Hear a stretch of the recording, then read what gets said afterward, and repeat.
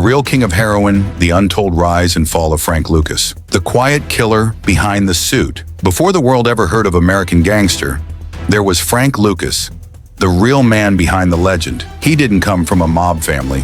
He wasn't Italian, didn't belong to a syndicate, and didn't run casinos. Yet for a brief period in the 1970s, Frank Lucas was one of the most powerful drug lords in American history. Operating from Harlem, Lucas redefined what it meant to be a gangster. Clean suits, low profile, and direct connections to Southeast Asia's heroin fields. But his empire was built not just on drugs, but on deception, ambition, and a violent understanding of how power worked in the streets of New York. This is the true story of Frank Lucas, not the Hollywood version, but the real rise, dominance, and dramatic downfall of the man who outsmarted both the Mafia and the U.S. government. From North Carolina to Harlem, the early hustle. Frank Lucas was born in 1930 in LaGrange, North Carolina. Poverty wasn't a story, it was his reality. After witnessing a horrifying incident involving the Ku Klux Klan and his young cousin, Lucas vowed never to be powerless again. He moved to Harlem in the 1940s, where the real streets began shaping him. Petty theft turned into organized hustle, but his life changed when he became the driver and apprentice to crime boss Bumpy Johnson, Harlem's original kingpin. Lucas didn't just carry bags. He learned the business, how to pay off cops, how to collect debts, how to keep power without drawing too much attention. He watched how Bumpy negotiated with politicians, kept rival gangs in check, and commanded fear through respect, not chaos. When Bumpy died in 1968, a power vacuum opened. The Mafia assumed they'd take over. But Lucas had other plans. The Golden Triangle. Lucas's heroin empire begins. Lucas wanted to cut out the middlemen. He realized the Mafia-controlled heroin supply chain was bloated and overpriced. So he did something almost no one dared attempt. He went straight to the source.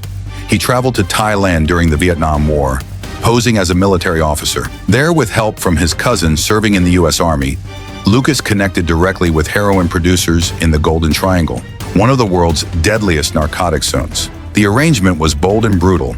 Unfiltered heroin was flown back to the U.S. inside military caskets, or, according to Lucas, in specially built compartments beneath them. The purity? Nearly 98% pure heroin. The price? Less than $5,000 a kilo. Sold on New York streets for $300,000. This direct route undercut every dealer in the city, forcing even rival gangs to purchase his product just to compete on price and strength. He called it Blue Magic. It dominated the market and made Lucas millions. Fast. Harlem's Invisible Godfather. Despite the flood of money, Lucas kept a low profile. While the Mafia flaunted suits and limousines, Lucas wore modest clothes, lived quietly, and avoided clubs. But one moment changed everything. A $100,000 chinchilla coat and matching hat he wore to a Muhammad Ali fight. The flash caught the eye of law enforcement. That coat would later become the turning point in his downfall. At the height of his power, Lucas claimed to make over $1 million a day in cash. His drug empire spanned New York, New Jersey, North Carolina, and even Detroit. He bought properties, nightclubs, and businesses to launder money. At one point, he even owned several head of cattle on a ranch in North Carolina, proof that he didn't just want wealth, he wanted to be untouchable. His quiet influence made him nearly invisible to the public, yet he controlled more of Harlem's streets than most politicians or police chiefs ever could. The enforcers, the corruption, and the control Frank Lucas didn't run Harlem alone. He ruled it with his 7 brothers, known on the streets as the Country Boys. These weren't just family, they were soldiers. Loyal, violent, and efficient. They enforced rules, collected debts, and executed punishment without question. Lucas also infiltrated corrupt police departments. He paid off NYPD officers, DEA agents, and even had informants inside rival operations. He understood early that control wasn't just muscle, it was information.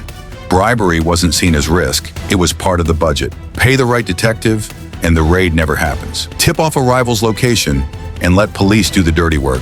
But the more powerful he got, the more dangerous his circle became. Assassinations, betrayals, and turf wars intensified. Even Bumpy Johnson's former crew began turning on him.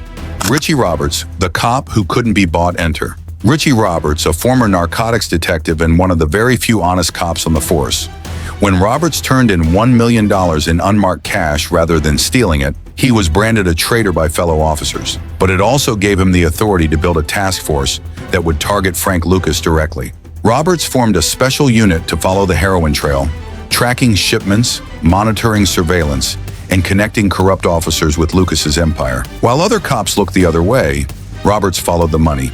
He mapped out bank accounts, rental properties, and coded ledgers, patiently building the kind of case that couldn't be bought or buried. After months of investigation, the case finally closed in on Lucas. In 1975, a coordinated raid led to the seizure of nearly $500,000 in cash from his home in Teaneck, New Jersey. Lucas was finally arrested, but the real twist came next, turning the game. From kingpin to government witness, facing 70 years in prison, Lucas made a choice that shocked everyone. He cooperated.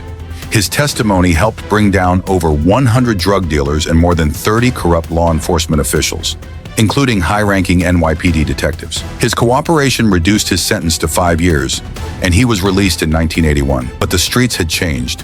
His empire was gone, his money dwindled, and most of his enemies were waiting for revenge. Lucas would be arrested again in 1984 for drug-related offenses, spending another 7 years behind bars. This time, he had no leverage, no empire, only fading memories of his reign. The Hollywood myth versus the real Frank Lucas. In 2007, Ridley Scott's American Gangster brought Lucas back into the spotlight. Played by Denzel Washington, the film portrayed him as a calculated genius with strict moral codes. But much of the movie is fictionalized. The infamous coffin smuggling strategy, still debated.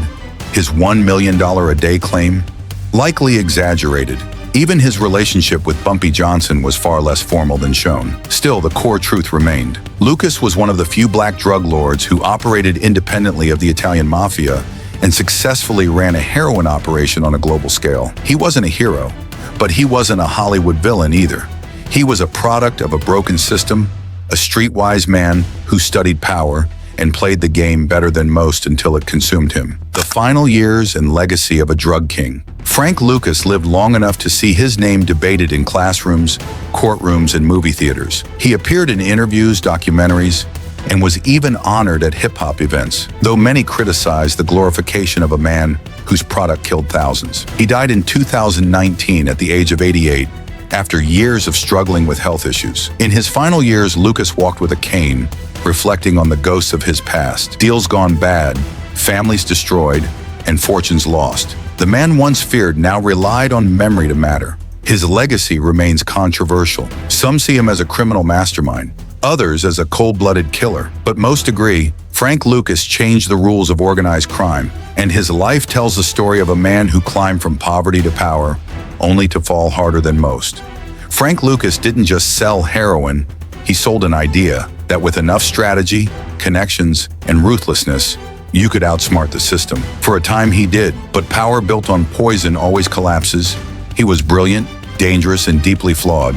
A king without a crown, respected and feared, but ultimately alone. His story isn't just about drugs, it's about ambition without boundaries, and how even the cleverest gangster eventually runs out of streets. If you found this story compelling, like this video, drop your thoughts in the comments and subscribe for more real stories that go beyond the headlines.